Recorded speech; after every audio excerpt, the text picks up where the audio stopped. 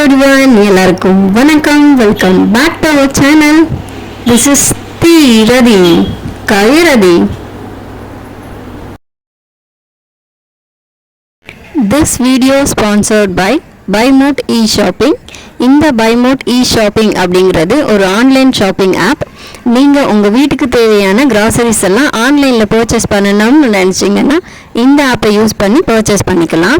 இந்த BuyMote e-shopping app இப்போது play ஸ்டோர்லேயும் அவைலபிளாக இருக்குது, ஆப் ஸ்டோர்லேயும் அவைலபிளாக இருக்குது. இந்த ஆப்போட லிங்க்கை நான் கீழே டிஸ்கிரிப்ஷனில் கொடுக்குறேன். தேவைப்படுறவங்க டவுன்லோட் பண்ணி யூஸ் பண்ணிக்கோங்க.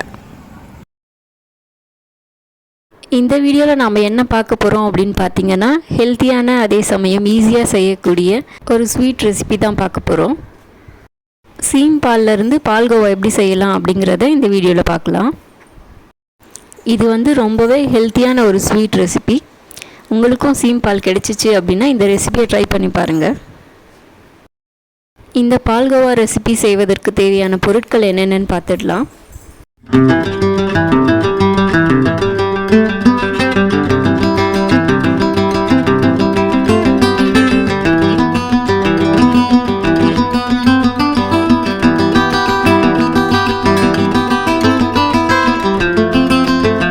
சீம் பால் அப்படிங்கிறது மாடு கன்று போட்டதுக்கு அப்புறமா கறக்கக்கூடிய ஃபஸ்ட்டு பாலை தான் சீம் பால்னு சொல்லுவாங்க.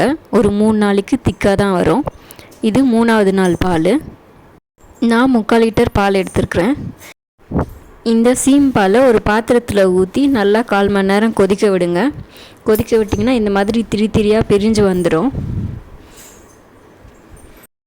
மீடியம் ஃப்ளேம்லேயே வச்சுட்டு நல்லா கிண்டிக்கிட்டே இருங்க.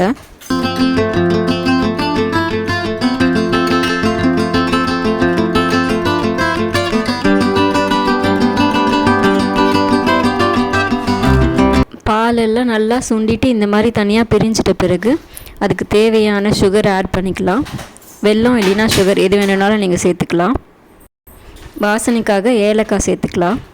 ஏலக்காய் ஆப்ஷனல், அது வேண்டான்னாலும் ஸ்கிப் பண்ணிடலாம்.